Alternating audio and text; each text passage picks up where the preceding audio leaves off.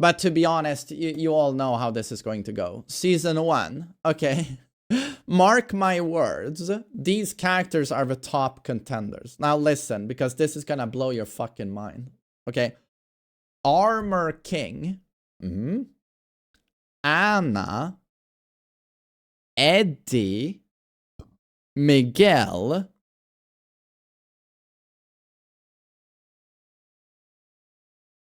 I mean, those are the most obvious ones. Those are easily the most obvious ones for season 1. I would say it's Armor King, Eddie, Miguel, Anna. I don't think Lei is making it. Maybe Marduk. Marduk could be season 1. Well, Yoshi is already in the game, though. Ancient Ogre. I don't think that is happening. And I don't think Heihachi is happening. As much as I would like to see it, I think they're actually going to have him stay dead. Yeah. Lucky Chloe is not returning. Too much of her stuff is inside Azucena, Queefin. Bruce is not coming back, unfortunately.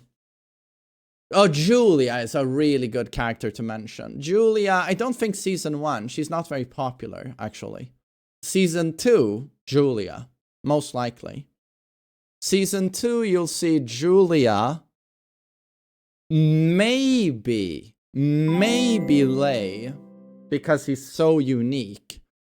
But, I don't know.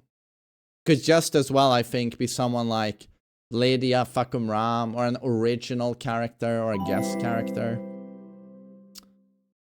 Akuma, I have a hard time seeing Akuma returning.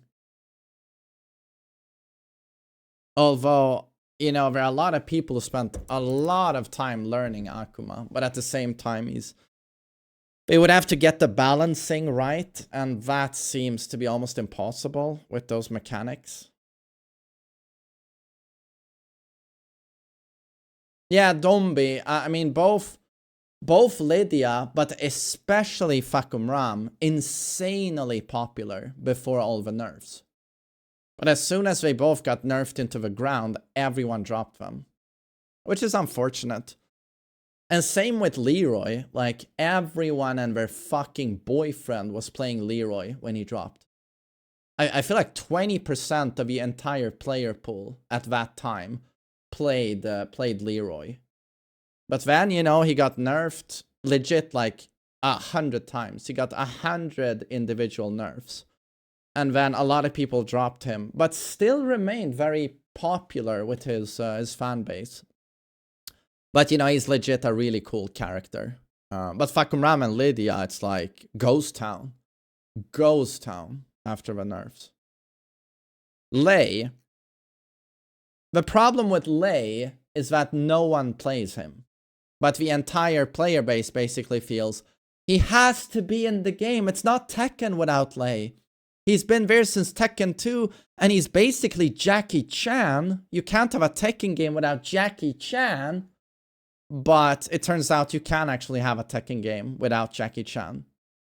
And it turns out it's actually a lot of fun to have a Tekken game without Jackie Chan. So I wouldn't hold my breath on that one. You're probably gonna die if you're if you're gonna hold your breath hoping Lei is Season 1 DLC. Lei is not in the base roster, and he's not gonna be a Season 1 DLC. Like, sorry to break it to you, but he's not gonna make it. You know, they were actually planning on saying fuck you Lei players with Tekken 7, and then there was a gigantic outcry of the entire player base basically saying, it ain't Tekken without Lei! And Bandai Namco were like, gee, we feel bad. Maybe it ain't Tekken without Lei. And they add him, and no one fucking plays him. Every motherfucker who cried about Lei never fucking played Lei. And now they're probably fed up, you know, and I don't know, are they gonna add him again? Maybe Season 2, Season 3, like a similar deal. But you gotta understand, like, the amount of work they put into these characters. I mean, it's like Michael Murray told me it costs like $1 million, up to $1 million making one of these characters. everything included, like the model, the rig, texturing, animations, special effects, etc., etc., etc. It's unbelievably expensive. Are you gonna put that amount of work and resources into Lei fuck bag that 5 people, 5 neckbeards in Finland play? Are you going to, does that sound like a sound business decision? Like, I'm sorry, but when you think about it, it's like, meh, I don't know if this makes sense, to be honest. You could just as well go with, you know, a guest character or make up a new original character.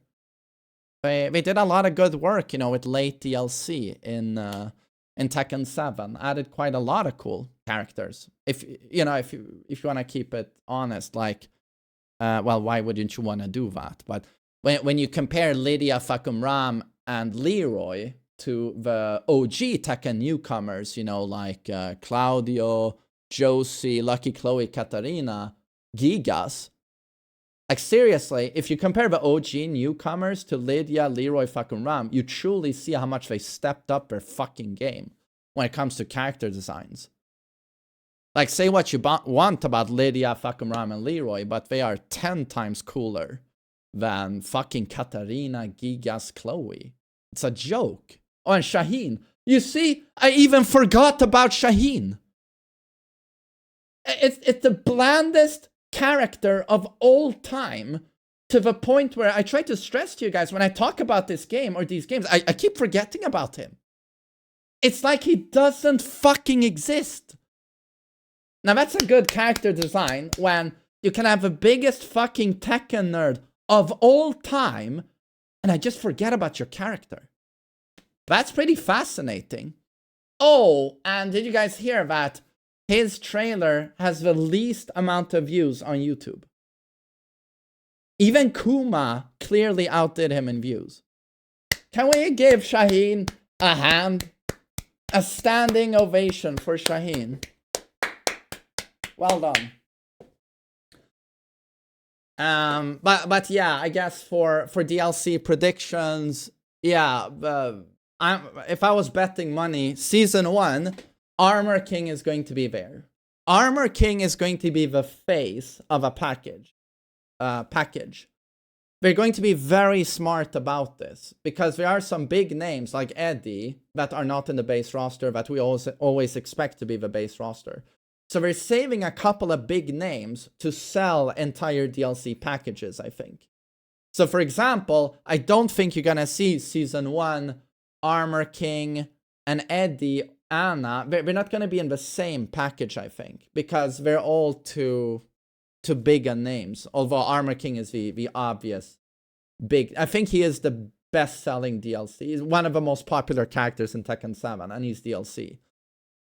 So Armor King, I'm expecting Season 1. Like, he's gonna push that season. And then the question is, who do you team him up with? Will there be original characters in that package? Will there be guest characters in that package? If not, no guest characters, I'm expecting Armor King, Anna, and Miguel, who are not huge names, but still, you know, they have a lot of name recognition, I think, with a casual player base, especially Anna. Everyone remembers Anna. So Armor King, Anna, Miguel, and then maybe something stupid like Bob that no one really is interested in, but he made it into every single Tekken game after Tekken 6. There's a chance that Bob's makes it. And he's the funny fat guy, you know. He's the funny fat guy. So, you know, they still find that joke to be fun, the developers. So he might make it. And then Season 2, the big name to push this season, maybe Eddie Gordo. Like, again, not super popular with hardcore player base, although not unpopular.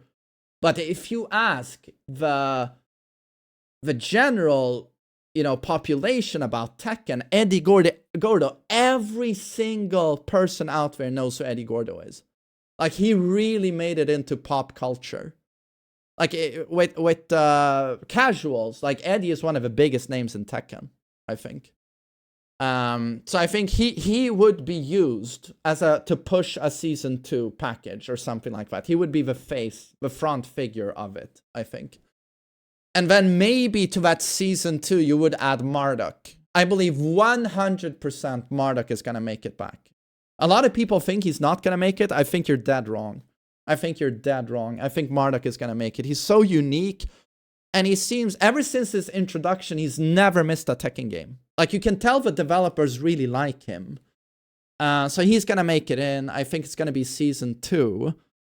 And then maybe you'll see someone return, like maybe Fakum Ram, maybe Lydia, maybe even Lei makes it back, even though I feel like they've sort of given up on Lei.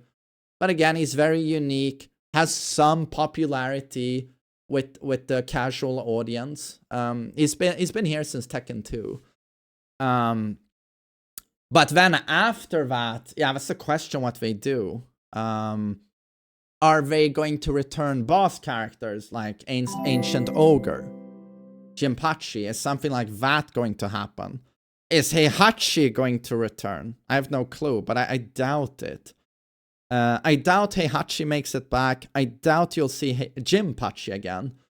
Ancient Ogre would be cool, but unless it ties into the story, I don't think it's happening. Like, the thing with Tekken 7... What the fuck? What? Oh god, he sounded so aggressive. He scared me. Thank you, Aki. The thing with Ogre and the bosses is that with Tekken 7, I feel like they added everyone they felt they could. They even added Ganryu and Kuni, knowing no one wants to play them. And Ganryu is the, no one plays Ganryu. So when they did that, it's like, you can really tell they added everyone they felt they could. And they never added Ancient Ogre or Jinpachi. Even though, don't you think if they added Ancient Ogre, it would sell way more than Ganryu? Don't you think that's a no-brainer that would happen? So I feel like we actually feel they want some story integrity. They're like, we're not going to add those bosses because it makes no sense lore-wise. So, no, I don't think, for those reasons, I don't think you'll see boss characters. Unless Ancient Ogre shows up in the story, which could happen. And then you'll probably see him as DLC. Yeah. Yeah, I guess those are my thoughts on the DLC. Some people have speculated we might see Alex and Roger. I don't think so. I don't think so. I think those bastards are dead. Yeah. Kazumi. Oh, good one. I forgot Kazumi. Yeah, that's the one really good newcomer for Tekken 7. And very popular. And huge presence in the competitive scene. I really like Kazumi. But there's again the lore consistency of she was a boss character and she's dead. So I don't think they'll add her for that reason. I don't think they'll add her for that reason.